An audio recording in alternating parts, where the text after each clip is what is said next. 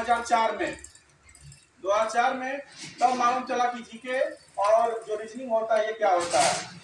तो और यहाँ पर सबसे बड़ी खासियत बात यह है कि वन क्लास के बच्चे भी समान ज्ञान के प्रश्नों का उत्तर बहुत ही आसानी से दे देते हैं। तो इस तरह हम कहेंगे कि चेतना सत्र बहुत ही अच्छा होता है और चेतना सत्र का लाभ हमारे बच्चे लेते भी हैं।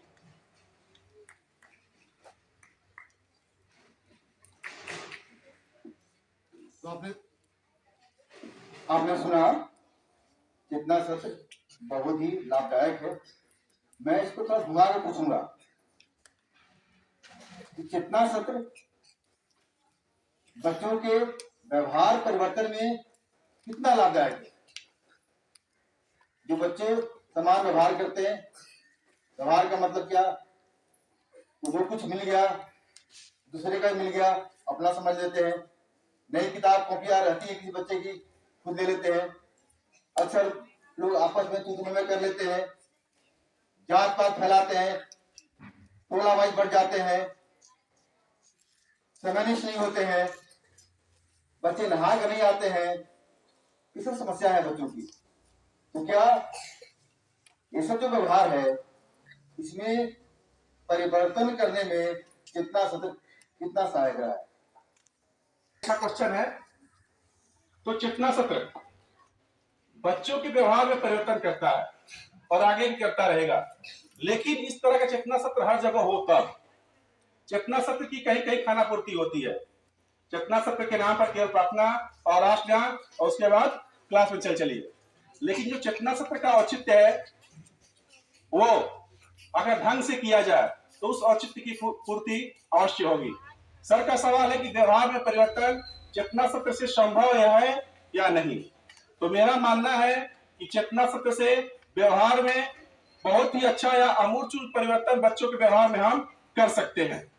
जैसे कि हमारे यहाँ चलता है साप्ताहिक समाचार, नहीं, हमारे यहाँ चलता है जो एक पत्र चलता है, स्थानीय समाचार पत्र चलता है। तो उस पत्र के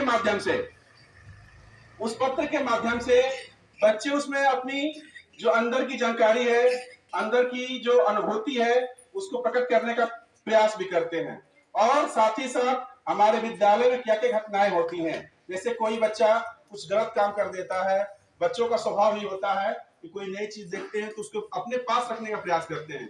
लेकिन हमारे यहाँ जो छोटे छोटे बच्चे हैं या बड़े बड़े बच्चे हैं वह एक दूसरे पर निगरानी काम भी करते हैं।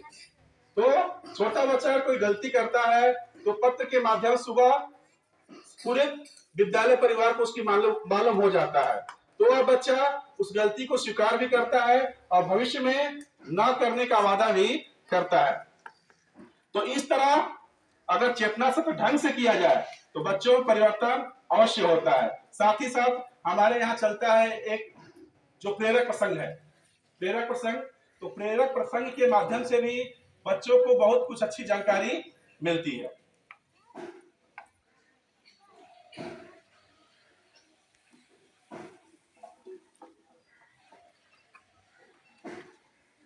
एक बात रहती है, कुछ लोगों के मन में बात उठती है कि चेतना सत्र प्रभाव होता है, 50 मिनट बच्चे भी थक जाते हैं, शिक्षक भी थक जाते हैं, उसके बाद क्लास करने में दिक्कत होती है। शायद ऐसे कुछ लोग विचार आता हो, क्या ख्याल इसके बारे में?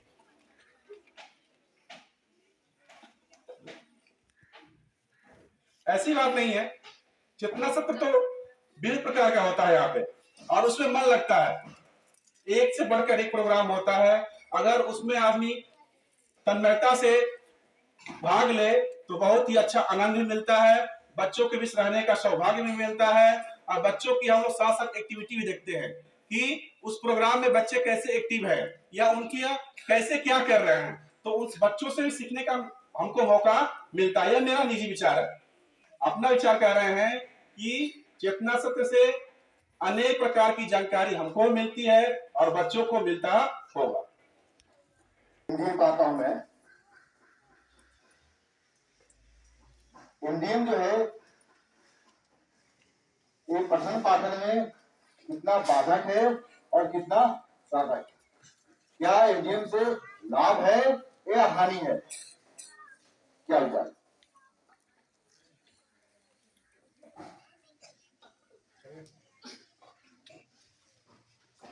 देखिए, जैसे एमडीएम की बात होती है तो हमको लग रहा है पूरे देश के जो सरकारी विद्यालय हैं वहां पर एमडीएम की व्यवस्था है और सुचारू रूप से भी चलता भी है। तो मेरे विचार से जो एमडीएम का जो प्रोग्राम है वो बहुत ही अच्छा है, बच्चों के हित में, बच्चों के हित में वो बहुत ही अच्छा है। हमारे विद्यालय में या अन्य सरकारी विद्यालयों में विभिन्न वर्गों के बच्चे पढ़ने आते हैं। कुछ ऐसे भी बच्चे होते हैं जिनको घर पे ढंग से भोजन नहीं मिल पाता है, यह वास्तविकता भी है। दिन भर या प्रतिदिन एक ही खाना, चावल दाल सब्जी रोटी यही मिलता है। लेकिन जो सरकार की मंशा है, हर विद्यालय में मेनू अलग अलग होता है और उस मेनू का उद्देश्य भी पौष्टिकता के साथ जुड़ा हुआ है कि बच्चे अगर इस भोजन को करेंगे तो उनके जो शारीरिक विकास है, मानसिक विकास है, अच्छे ढंग से हो। तो इस हिसाब से देखा जाए तो एमडीएम की व्यवस्था बहुत ही अच्छा है। लेकिन अगर उसको अच्छे ढंग से बनाया जाए तब कहीं कहीं एमडीएम के नाम पर खाना पूर्ति हो जाती है, गंदगी फैला हुआ है, खाना बन गया, मक्खी उस तरह लग रही है, तो वह फायदेमंद लाभदायक नहीं होगा, वह नुकसानदायक हो सकता है। हम अक्सर पेपरों में सुनते हैं या देखते हैं कि कहीं कहीं खाना बनता है, छिपकली गिर गई या उस खाना में पौष्टिकता की कमी है, दाल के नाम पर केवल पानी मिल रहा है, सब्जी के नाम पर केवल नमक मिल रहा है। तो इस तरह की व्यवस्था होगी अगर कहीं तो बच्चों के हित में नहीं होगी, और बच्चों के लिए नुकसानदायक ही होगा। लेकिन अगर उसको अच्छे ढंग से बनाया जाए, उसकी मॉनिटरिंग अच्छे ढंग से हो, जो रसोइया साफ सुथरे ढंग से उसको बनाए और मन लेकर बनाए, मन लगाकर बनाए, तो वह बच्चों के हित में होगा और पढ़ाई के साथ साथ बच्चों का उसमें शारीरिक विकास अच्छे ढंग से होगा।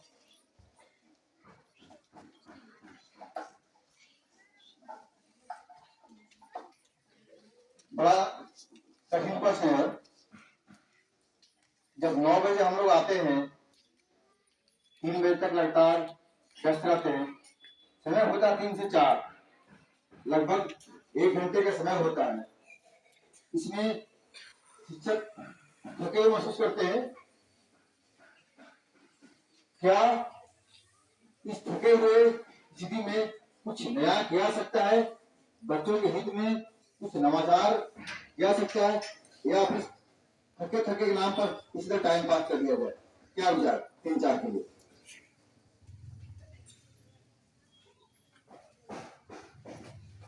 क्वेश्चन कठिन तो नहीं है, क्वेश्चन बहुत ही अच्छा है।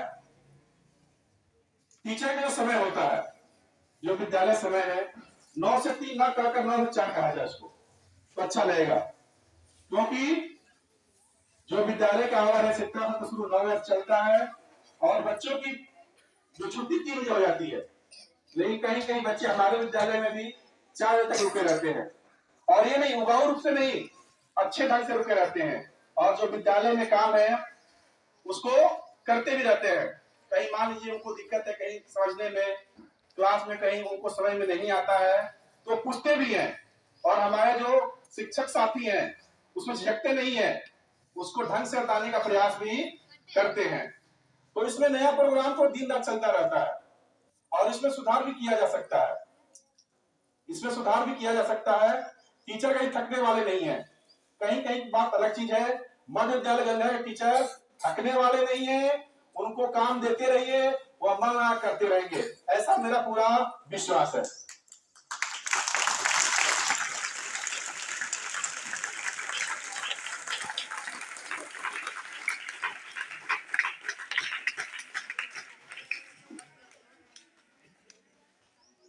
बच्चे काफी खुश हैं। मध्य विद्यालय गंगर के बच्चे और शिक्षक थकते नहीं है, बस कुछ नया करते ही जाते हैं। यहाँ नवाचारी है, इस तरह से अनुसंधान केंद्र भी है।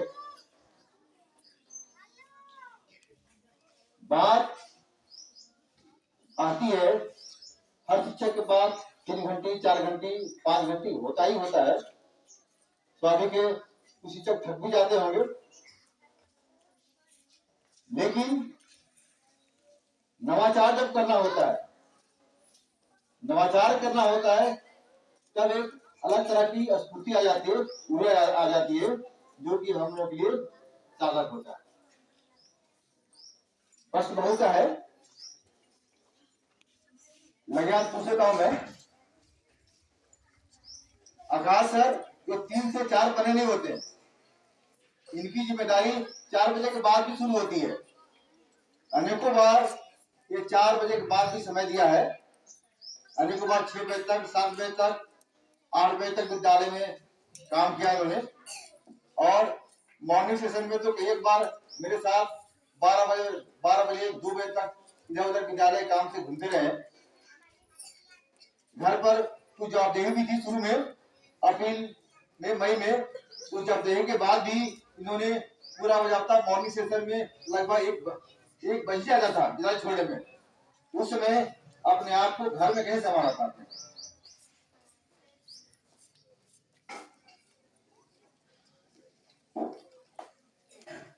जब परिवार साथ में रहता है तो जिम्मेदारी ज्यादा रहती भी है। और अप्रैल मई की बात है तो उस समय हमारे विद्यालय में जो गमला लगा हुआ उसके पौधे अधिकांश सूख गए हैं, या बहुत से काम होते थे उस समय।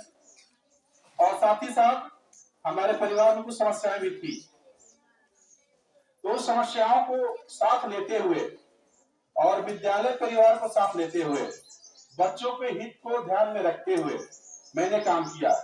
और मेरी वाइफ ने थोड़ा सा सवाल पूछती थी, आज इतना छुट्टी हो गया, क्यों लेट हो गया? तो मैं उसको समझाने का प्रयास किया और उन्होंने उस बात को अच्छे ढंग से समझ भी लिया। ऐसी बात नहीं, कभी झगड़ा हुआ और झगड़ा नहीं हुआ, बात उन्होंने समझा। और फिर मैंने बोला कि बच्चों के हित की बात को ध्यान में रखना है। वह मान के चलो, वह हमारे ही बच्चे हैं, हमारे ही बच्चे हैं, तो सबसे पहले अपने बच्चों का ध्यान देना है, तब अपना ध्यान देना है। तो उस बात पे सहमत रहती थी। और वह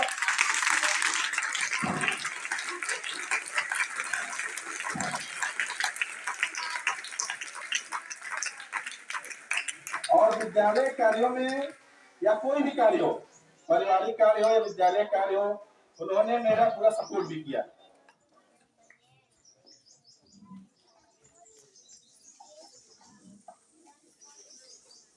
अपने विद्यालय में एक खासियत है, जितना भी कार्य है वो सभी कार्य किसी न किसी शिक्षक के बीच बटा हुआ है। हर कार्य कम से कम 15-20 भाग में बटा हुआ है और हर भाग के लिए अलग अलग नोडल शिक्षक हैं। इस तरह से कार्य का बंटवारा कर देने से विद्यालय को कितना लाभ हो रहा है?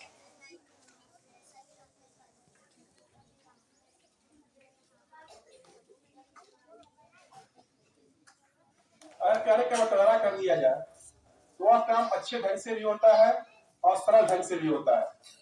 साथ ही साथ सब अपनी जिम्मेदारी का अनुभव भी करते हैं। अगर एक ही काम एक ही टीचर को लाद दिया जाए कि आपको ये काम करना है, तो अच्छे ढंग से नहीं हो पाता है, कुछ ना कुछ खामियां उसमें रह जाती है।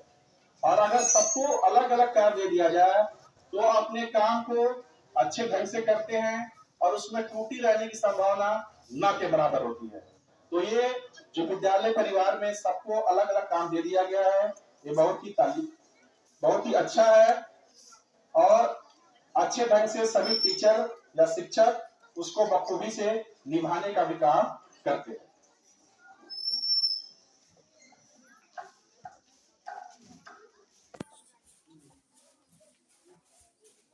हमारे विद्यालय में शिक्षकों की संख्या पर्याप्त हो चुकी है। इस तरह से एक शिक्षक को 6 घंटे करनी होती है, लेकिन 4 घंटे 5 घंटे करने को मौका मिलता है। तो अभी के 1 घंटे 2 घंटे खाली रह जाता है, जिसे लीजर पीरियड भी कहते हैं हम लोग। उसका सदुपयोग कैसे होना चाहिए, थोड़ा कठिन प्रश्न हो सकता है।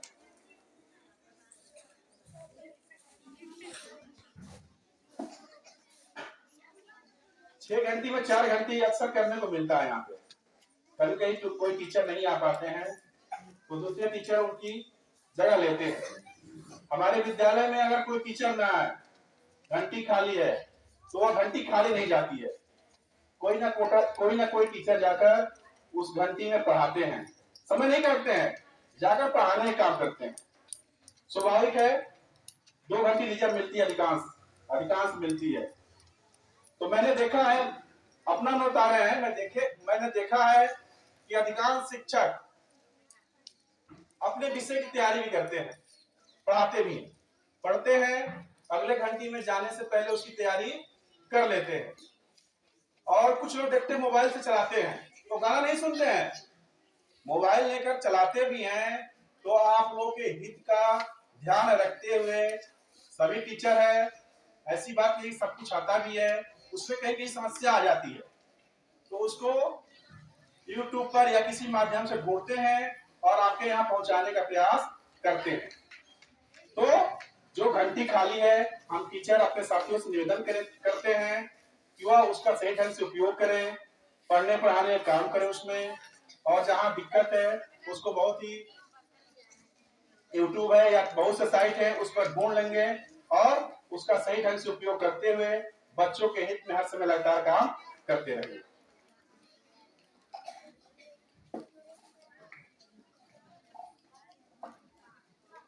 बस कुछ एक प्रश्न और से रह गया है।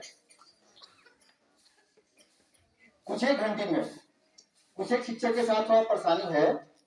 उन्हें घंटी में क्या होता है, बच्चे हल्ला करते रहते हैं। विद्यालय का वर्ग कक्ष का प्रबंधन जो है उस अनुरूप नहीं होता है जिस अनुरूप बच्चे सीख सके। बच्चे आपस में गुफ्तगू करते रहते हैं, एक बच्चा दूसरे बच्चा दिन चला जाता है, आवाज होती रहती है, कुछ बच्चे बाहर निकल जाते हैं, आपस में मारपीट भी कर देते हैं। उस स्थिति में शिक्षक क्या सलाह देंगे?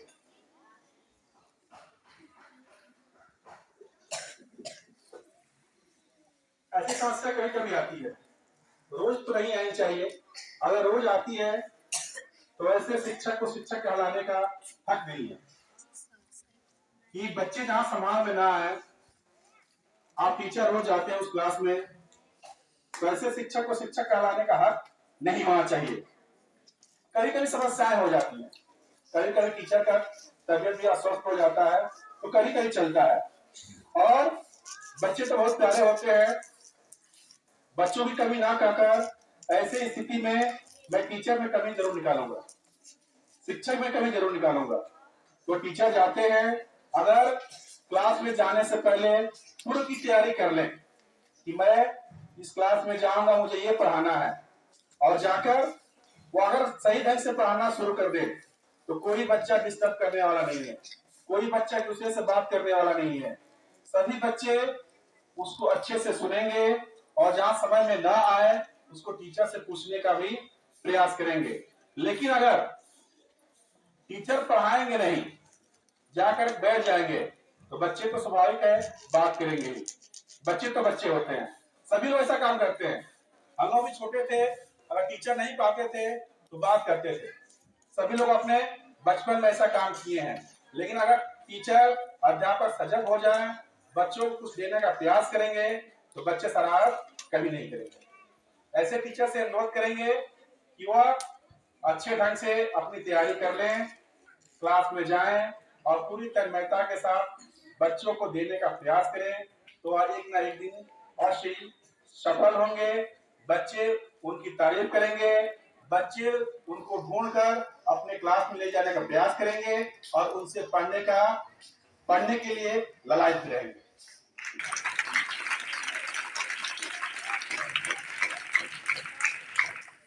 तेईस मिनट सत्कार हो चुका है, लंबा खींच चुका है, फिर भी मन मानता नहीं प्रश्न पूछने के लिए। ऐसे मन में सैकड़ों प्रश्न मेरे पास है। हमारे विद्यालय के बहुत ही समयनिष्ठ और कर्मठ शिक्षक है। अगर मैं मेरे में कोई काम रहता है तो सबसे पहले मेरी नजर जाती है तो आकाश जी जाती है। मैं ढूंढता हूँ आकाश जी को। कोई भी कठिन काम हो, जिम्मेदारी वाला काम हो तो सबसे पहले मैं ढूंढता हूँ आकाश जी को।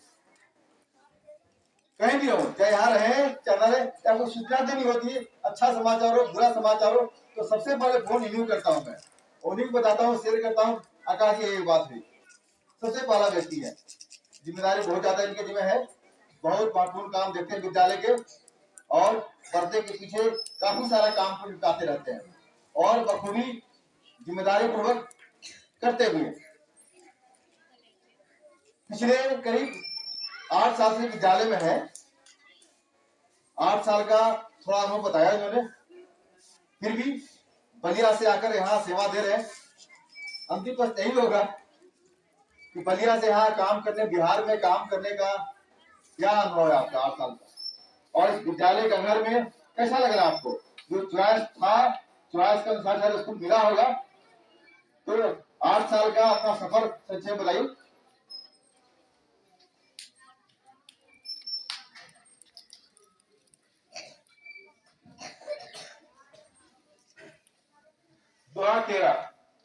जून 2013 से मैं यहाँ पर हूँ,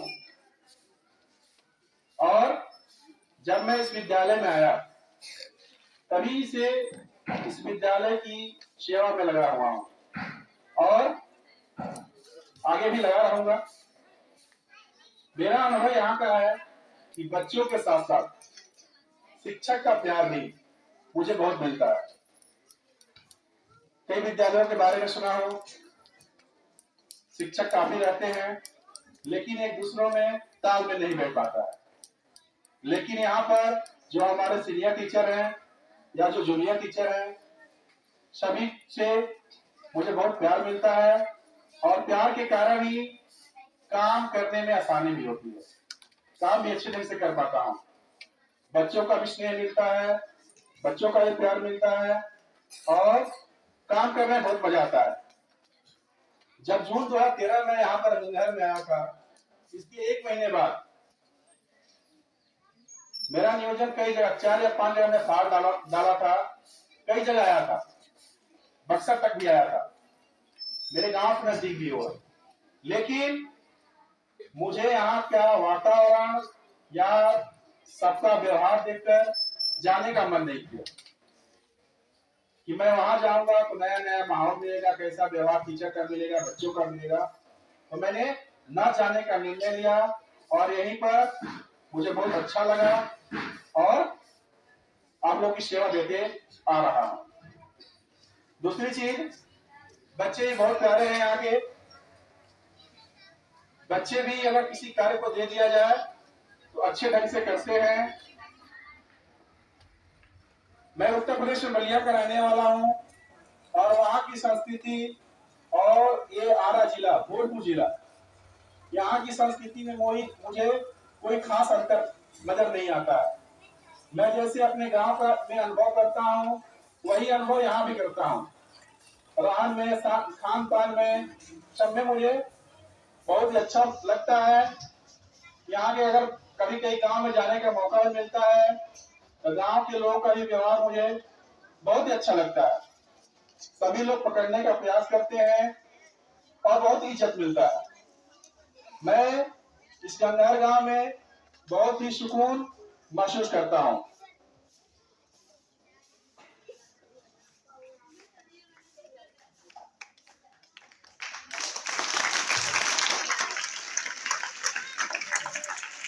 बहुत बहुत धन्यवाद। सारे पक्षों का बहुत सरल ढंग से और साफ सुथरा जवाब देने का प्रयास किया उन्हें, अच्छा लगा। मैं समझता हूँ आप सारे बच्चे, शिक्षक इनकी बातों से कुछ सीखेंगे, समझेंगे और जीवन में उतारने का प्रयास करेंगे। आपका बहुत बहुत धन्यवाद।